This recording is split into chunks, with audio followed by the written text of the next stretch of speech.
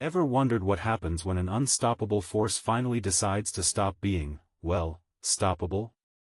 Does the universe sigh in relief, or does it merely shrug, expecting nothing less? Because on June 10, 2023, in the sweltering heat of Istanbul, Manchester City did the thing. The one thing they hadn't done. And the air, rather than crackling with disbelief, seemed to hold a collective, almost weary, exhale. The weight of a whisper. The final whistle shrieked, slicing through the Turkish night like a sudden, jarring chord. It wasn't the cathartic explosion of joy many had imagined after years of pursuit, it was a release, slow and deliberate, like air seeping from a long overinflated balloon. Rodri, the man whose feet usually conducted the midfield with a quiet, almost scholarly precision, had scored the solitary goal. A clean, crisp finish, almost too understated for a moment of such monumental significance. As the ball rippled the net, a whisper went through the city faithful, not a roar, but a confirmation. Finally. Inter Milan, valiant, gritty, and fiercely determined, had fought like a cornered animal, twice coming within inches of snatching glory. Ederson's desperate, sprawling save in the dying minutes felt less like heroism and more like the universe course-correcting after briefly flirting with chaos. The irony wasn't lost on anyone. After a season of relentless, record-breaking dominance, a season where they swept aside titans with almost arrogant ease, their ultimate triumph was secured with a single, nervy goal and a fingernail-biting defense. It was a victory forged not in their usual attacking ballet, but in the grime and grit they often seemed too polished to endure. The weight of Europe, after so many near misses, so many cruel twists of fate, was finally lifted, not with a bang, but with a deeply felt, almost solemn sigh of accomplishment. It was the moment they completed the ultimate trifecta, the coveted treble, Premier League, FA Cup, and the Champions League. A feat so rare, so legendary, it almost felt inevitable, once you looked past the frantic final minutes. The decades-long echo. For Manchester City, the road to Istanbul wasn't a scenic drive, it was a grueling, multi-decade odyssey punctuated by spectacular highs and crushing lows.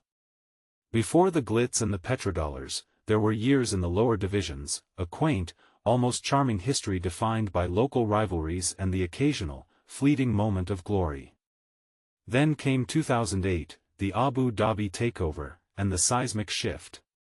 Suddenly, a club long overshadowed by its illustrious red neighbor became the noisy neighbors, armed with an almost bottomless pit of ambition and, crucially, cash. The initial years were a dazzling blur of superstar signings, a trophy cabinet slowly filling with domestic silverware, the Premier League becoming their comfortable dominion.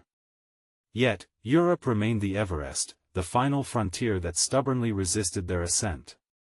The ghost of European failure haunted every brilliant domestic campaign. The painful memory of the 2021 Champions League final loss to Chelsea, a tactical misstep in a moment of truth, still stung. Then came the Real Madrid semi-final in 2022, a fixture that seemed destined for glory until a late, bewildering collapse snatched it away in the cruelest fashion imaginable. Each near miss wasn't just a defeat, it was a reaffirmation of the Bottlers' tag, a narrative that clung to them despite their domestic supremacy. The irony was palpable, a club with seemingly unlimited resources, able to buy any player, any infrastructure, still couldn't buy the intangible essence of European glory. The constant, gnawing pressure to deliver this trophy became an invisible, suffocating weight, making every new season's European campaign feel less like an adventure and more like a high-stakes, almost clinical, exam. They were no longer merely chasing glory, they were chasing validation. The Maestro's Symphony.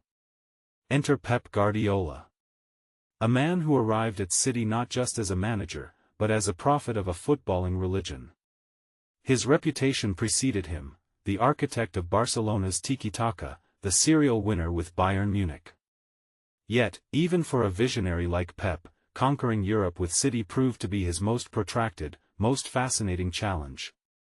His philosophy was clear: absolute control, intricate positional play, a suffocating high press, and an almost obsessive pursuit of perfection. He didn't just want to win, he wanted to win beautifully, overwhelmingly, almost scientifically. But in Europe, his meticulous plans sometimes backfired, leading to accusations of overthinking in crucial knockout ties. He'd tinker, he'd experiment, and sometimes, the sheer brilliance of his tactical mind would tie itself in knots. Yet, for the treble-winning season, something clicked. Guardiola's adaptation was subtle but profound. He didn't abandon his principles, he refined them.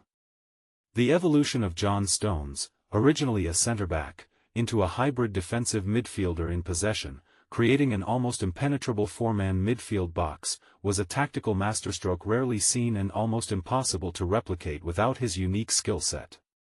This tactical flexibility allowed City to maintain their suffocating control while adding another layer of defensive solidity, turning their possession-based dominance into an even more lethal weapon, particularly against Europe's counter-attacking giants.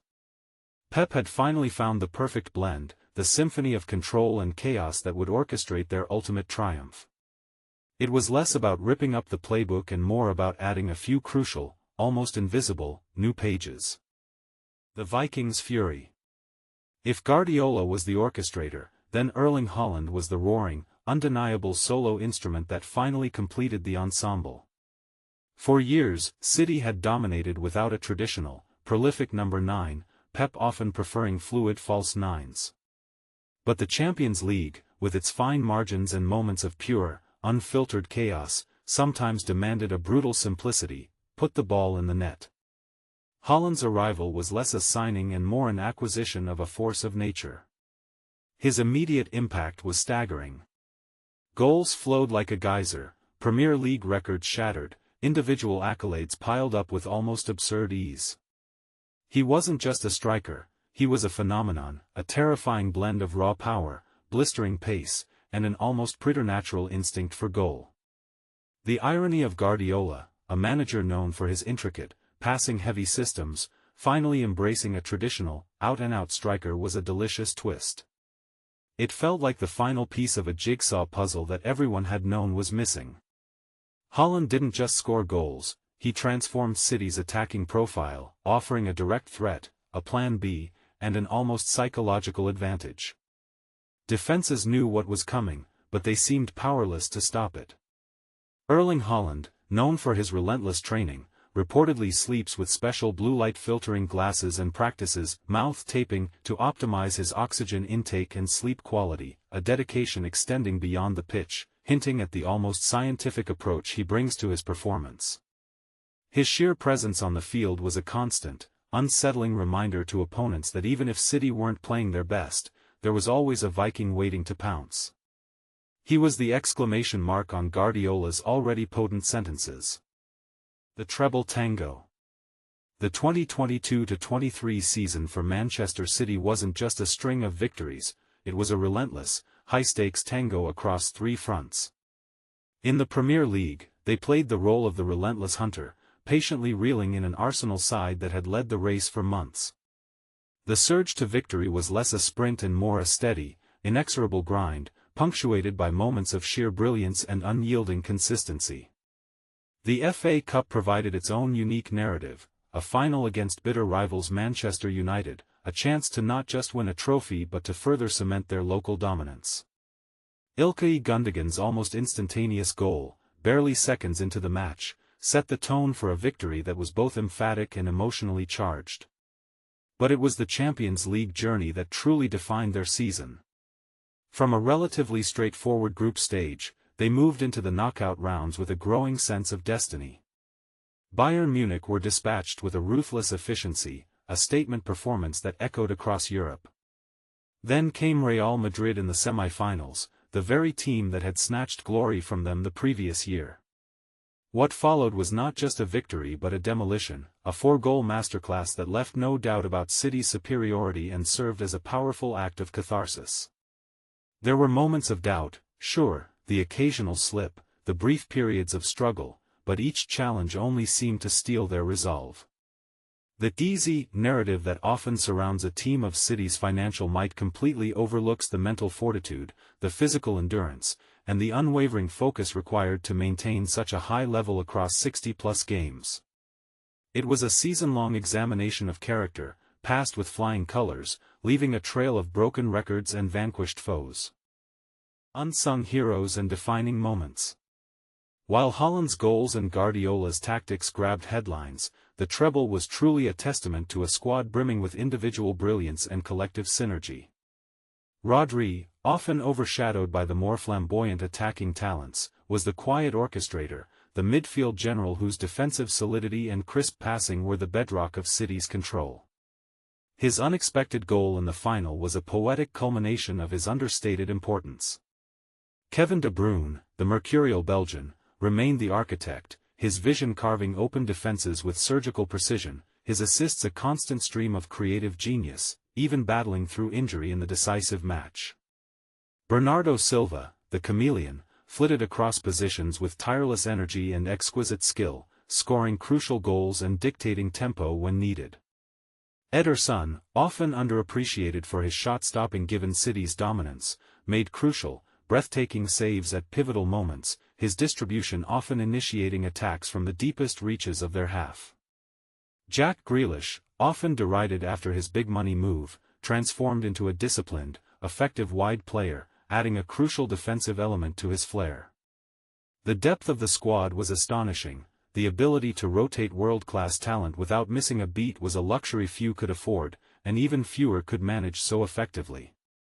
The irony lay in the fact that for all the individual brilliance, the overarching narrative was always about the system, the collective, a testament to Guardiola's almost cult-like ability to make superstars play as cogs in a perfectly oiled machine. The final frontier. Conquering Europe, for Manchester City, wasn't merely about adding another trophy. It was about achieving footballing immortality, about joining an elite club of treble winners that includes titans like Manchester United, Barcelona, and Bayern Munich. The Champions League, with its rich history and global prestige, remained the ultimate validation, the one prize that truly cemented their status among the sports aristocracy.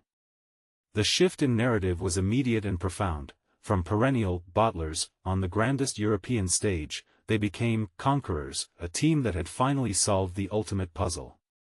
This victory vindicated not just Guardiola, who had endured his longest wait for the European crown, but also the club's ownership, whose ambitious project had finally reached its apex.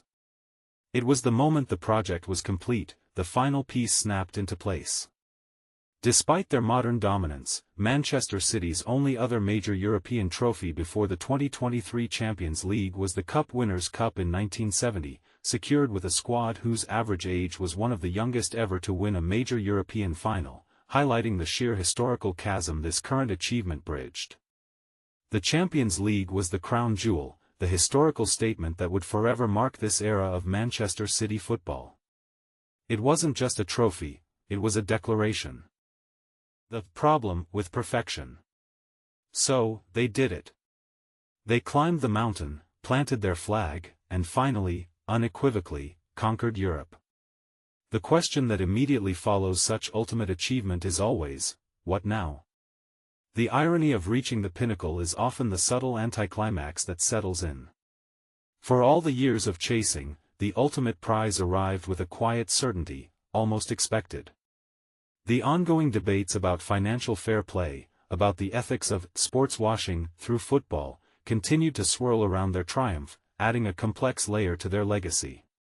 For neutral fans, the sheer, almost clinical dominance of Manchester City, a team assembled with such deliberate, almost industrial precision, often makes them difficult to romanticize. They are too perfect, too efficient, too successful for some to truly love in the way fans adore underdog stories or tales of gritty perseverance against impossible odds. Was it a triumph of sporting brilliance, or simply a triumph of unparalleled resource allocation and meticulous planning? It's a rhetorical question that lingers, a subtle undercurrent beneath the joyous celebrations. The feeling that they had to win it, that it was almost a foregone conclusion, arguably muted the wild, unbridled joy for some, transforming it into a more serene, almost inevitable sense of destiny fulfilled.